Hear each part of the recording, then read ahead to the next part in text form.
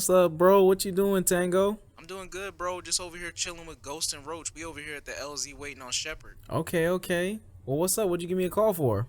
Bro, did you hear the news? Nah, what happened? Halo Infinite got delayed.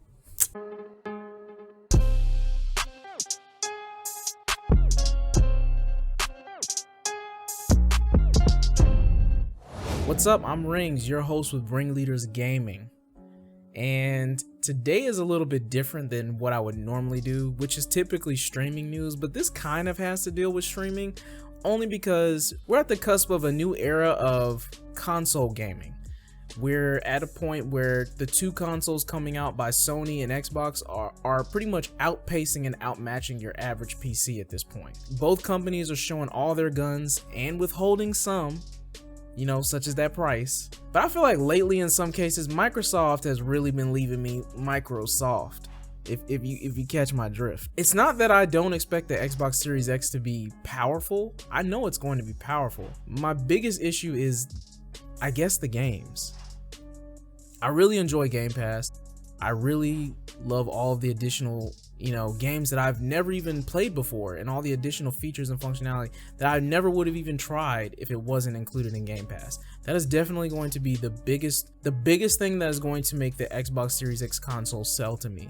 Especially since lately I've been using a lot of their game streaming services, xCloud, and just, I love it, honestly. But their in-home games, I feel like, I don't know if it's just they've been slacking or they've just left me wanting more, basically. And in this case, I guess Halo is kind of in the same situation. I've been waiting all these years to see, after they dropped that Halo Infinite trailer back in, a couple years ago, and we've been waiting all these years to finally see what Halo Infinite had to offer for all these years that they've been building it. And then it came to this event, and I feel like that was just another thing that just left a lot of people kind of high and dry, or maybe not high and dry, just wanting more. There were a lot of people complaining about how flat the game looked. There were a lot of people complaining about the textures. There were things that, things that were happening during the stream that shouldn't have happened. Artifacting and pop-ins. There was Craig, the biggest meme on the internet during their biggest event that they were swearing was going to blow minds. And I feel like 343 has kind of just been crushing my Halo dreams slowly. And with the latest news, I'm totally fine with them getting Halo right. Take the time to get Halo right, but don't turn Halo into a joke. That's what I felt like happened during that event. Halo is something that people hold close to heart, something that people hold near and dear. It's attached to some people's childhoods, including mine. My first game that I ever played really on the next generation consoles at that time was Halo. Christmas came, I didn't think I was gonna get anything for Christmas, and my dad sent a giant Santa Claus bag to the house. I opened it up, and you know what was inside? An Xbox with Halo. Halo to me, and I'm pretty sure to a lot of other people, is near and dear, and I would rather them get it right. So if they need to take time, delay this until 2021 to get the game perfected, I'm perfectly fine with that. But I do feel like the way that they've been dealing with this kind of has almost made it a joke to the competition. I do like PlayStation 4. I do like PlayStation 5. I do like a lot of the exclusives that some of them come out with. Do I think it's worth spending $500 on? No. But, if you want the exclusives, the single player exclusives, you get a PlayStation to play those. But Xbox, in terms of raw power, interface, network speeds, everything is the full package. It's just a better console. And in that case, you would want the top tier game, the game that's been around for almost 20 years, the game that everyone knows this is part of Xbox. Halo is Xbox. You would think that they would get the presentation correct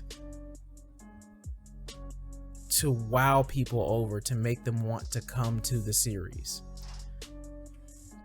And here we are now reading an article from The Verge that says that Microsoft delays Halo Infinite to 2021. Microsoft and 343 Industries are making the decision to delay the launch of Halo Infinite to 2021. 343 Industries says that the delay is related to ongoing coronavirus pandemic, as employees have shifted work from home and development of large games has been particularly difficult for many in the industry. We've made the difficult decision to shift our release to 2021 to ensure the team has adequate time to deliver a Halo game experience that meets our vision. The decision to shift our release is the result of multiple factors that have contributed to development challenges, including the ongoing COVID-related impacts affecting us all this year. I want to acknowledge the hard work from our team at 343 Industries, who have remained committed to making a great game and finding solutions to development challenges. However, it is not sustainable for the well-being of our team or the overall success of the game to ship it this holiday. Now, I kind of get it, you know. Obviously, working from home and developing on such a large title would be a lot more difficult, considering that I'm pretty sure they're doing everything through virtual private networks, probably working through the cloud. I'm pretty sure that is never going to be the same as working directly on the network inside of a company, inside of a building. And I 100% get that. So I know that will slow down development. But I also know that part of this decision had to do with the fact that this game is just not ready. It's not ready to launch in just a couple of months. It is not. And Microsoft knows this. With all of the backlash that's been happening since the showing at their event last month, I just don't see this as a viable time to release a title that pretty much is Xbox. You know what I mean?